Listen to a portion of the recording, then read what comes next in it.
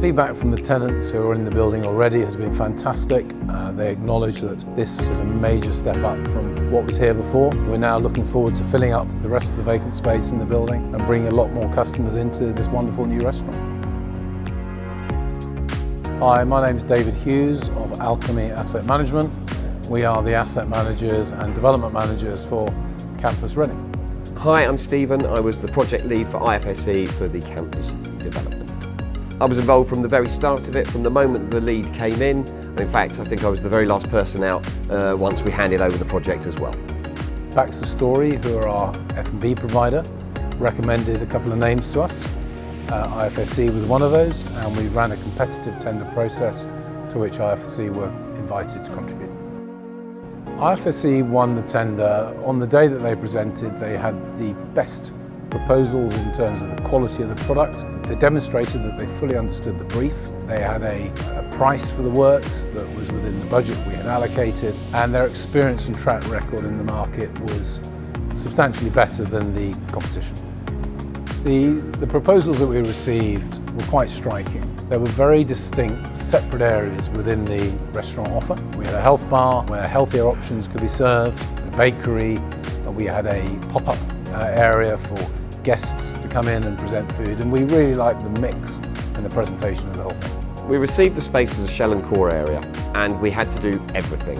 So we've put in the drainage, the plumbing, the power, the ventilation, everything that's needed for a commercial kitchen of that size and for a large restaurant to sit next to it. We've put everything in from start to finish.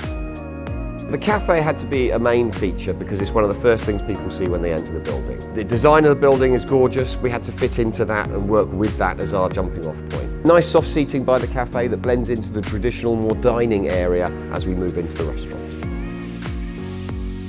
One of the main aspects of the design that we wanted to highlight was that food should be front and centre on the counters that we make. So therefore our initial design showed food on display where people walk past to lure them into the restaurant area, where then once they're in there they've got a variety of different counters, flexible hot units that can be serving hot food. We've also got the green bar, which during the day can be used as a salad bar, but then can be used as an event space in the evenings.